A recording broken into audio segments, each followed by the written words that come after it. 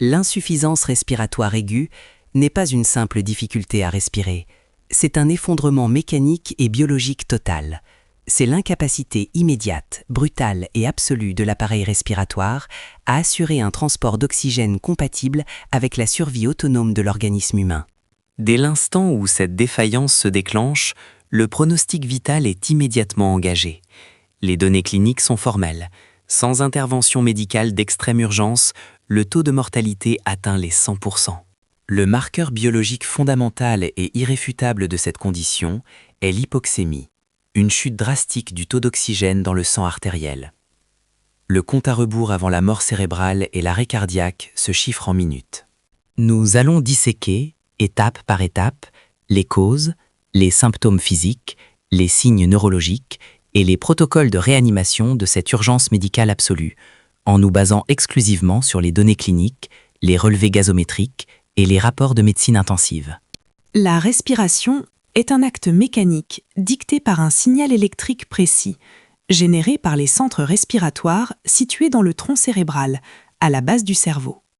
L'insuffisance respiratoire aiguë trouve fréquemment son origine non pas dans les poumons, mais dans la destruction ou le blocage de ce centre de commande. Les dossiers médicaux identifient 3 causes principales à ce niveau. Premièrement, l'accident vasculaire cérébral, AVC. Lorsqu'un caillot bloque une artère cérébrale ou qu'une hémorragie inonde le bulbe rachidien, les neurones responsables du rythme respiratoire sont privés d'oxygène ou écrasés par la pression intracrânienne. Le signal s'arrête net. Deuxièmement, les intoxications sévères. L'ingestion massive de psychotropes, d'opioïdes ou l'inhalation de gaz toxiques provoque une dépression directe du système nerveux central. Les récepteurs chimiques du cerveau, censés détecter l'accumulation mortelle de dioxyde de carbone, sont anesthésiés. Troisièmement, le traumatisme crânien grave. Un impact violent générant un œdème cérébral majeur comprime le tronc cérébral contre la boîte crânienne, provoquant l'arrêt immédiat des commandes ventilatoires. Plus bas sur l'axe neurologique, la moelle épinière constitue l'autoroute de transmission de ce signal vital. Si cette autoroute est coupée, les poumons, bien qu'intacts, restent immobiles. Les rapports de traumatologie mettent en évidence le rôle dévastateur des traumatismes de la moelle épinière, en particulier les traumatismes cervicaux.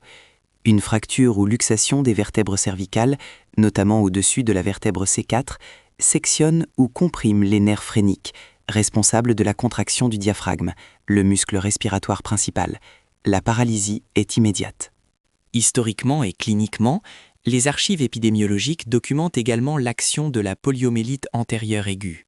Ce virus, l'entérovirus poliovirus, infiltre le système nerveux central et cible spécifiquement la corne antérieure de la moelle épinière, détruisant de manière sélective les motoneurones qui commandent les muscles respiratoires, entraînant une asphyxie paralysante qui a nécessité, au milieu du XXe siècle, l'utilisation massive de poumons d'acier.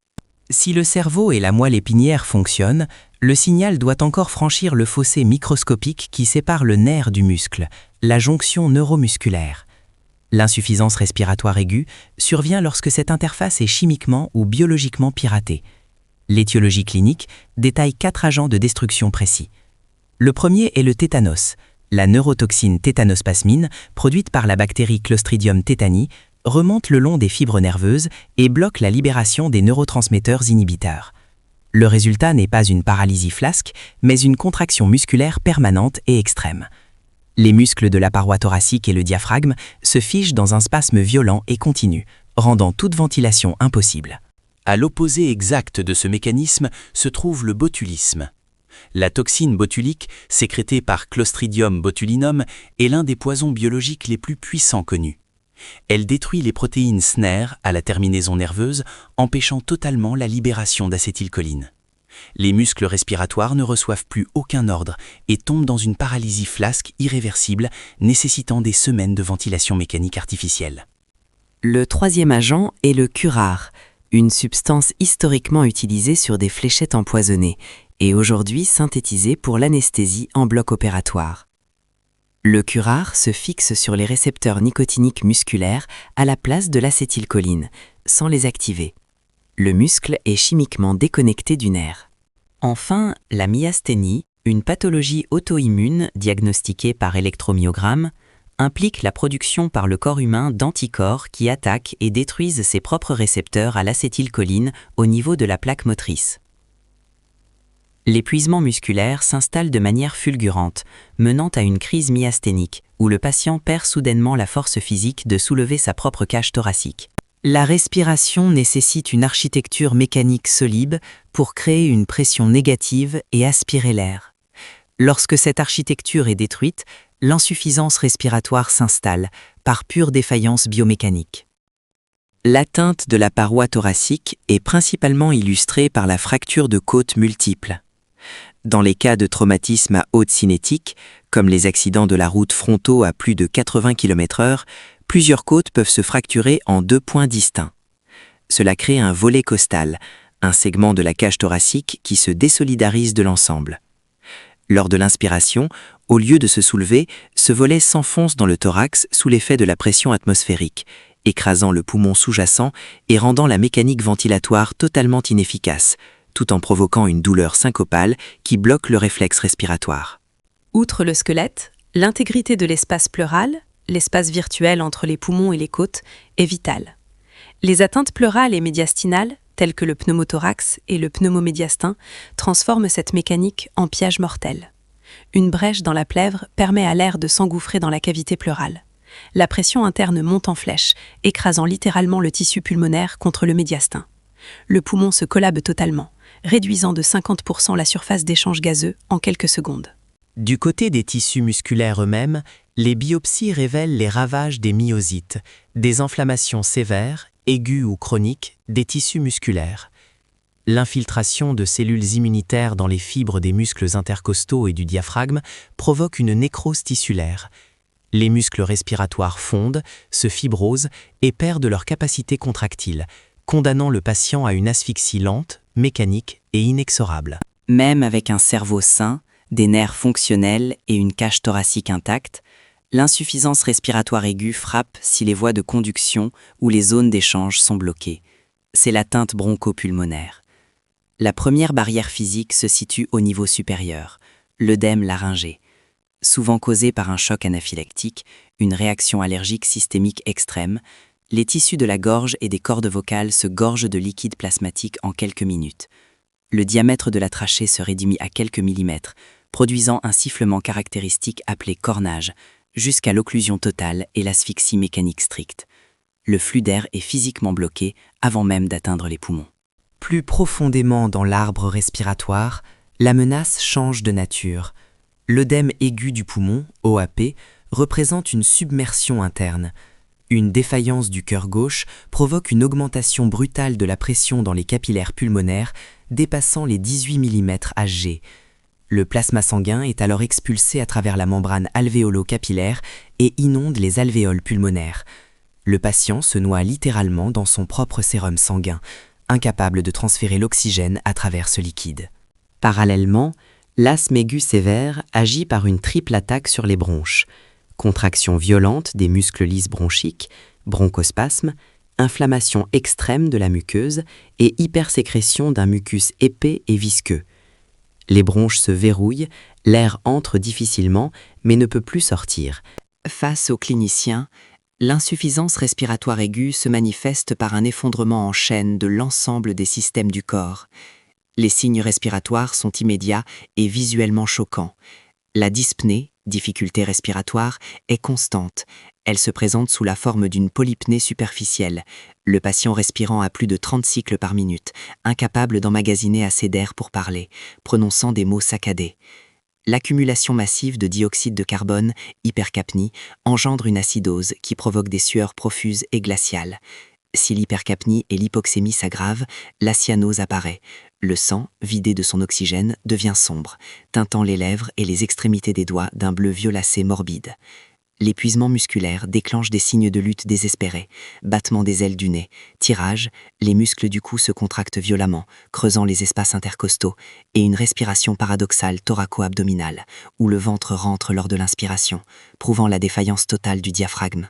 Viennent ensuite la bradypnée, les respirations irrégulières, les pauses respiratoires, et finalement, l'arrêt respiratoire définitif.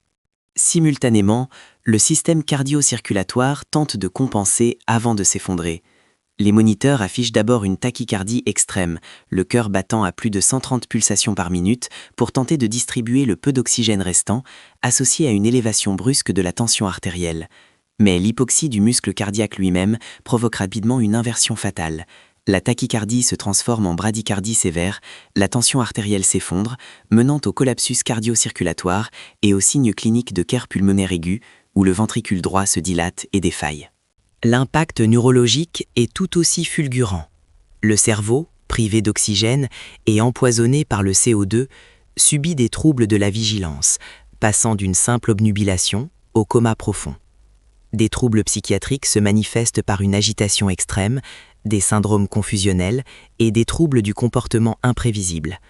Le système nerveux perd son tonus, générant des mouvements anormaux comme des myoclonies, secousses musculaires involontaires, et l'astérixis, une perte soudaine et brève du tonus musculaire, provoquant un battement caractéristique des mains.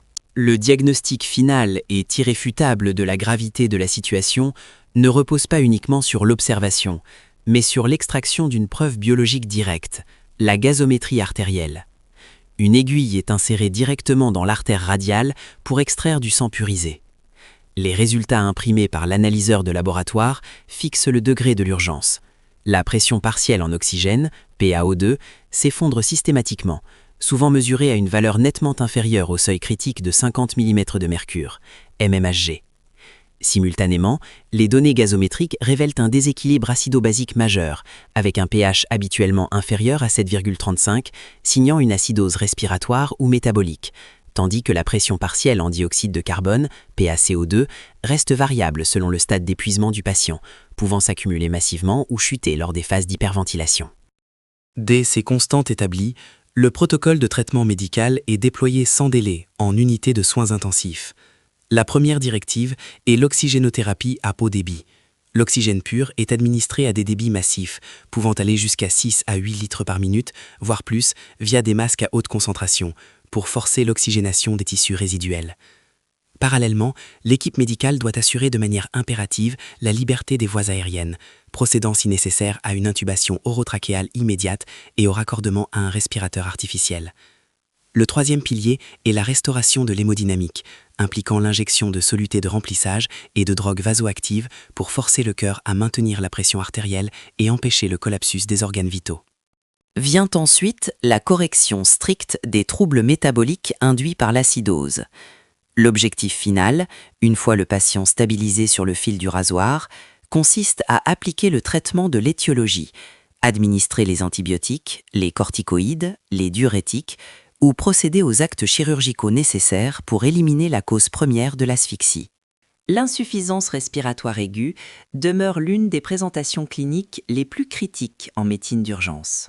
De la rupture des commandes cérébrales à la submersion des alvéoles pulmonaires, chaque seconde d'hypoxémie rapproche les organes de la nécrose irréversible. Les données cliniques, les signes d'effondrement multiorganique et les protocoles de réanimation intensifs démontrent la violence physiologique de cette condition. Ce dossier expose la mécanique de l'asphyxie humaine telle qu'elle est documentée dans les services de réanimation. Étudiez ces faits, examinez les preuves gazométriques et abonnez-vous pour nos prochaines investigations sur les défaillances critiques du corps humain. Partagez vos analyses dans les commentaires. L'enquête continue.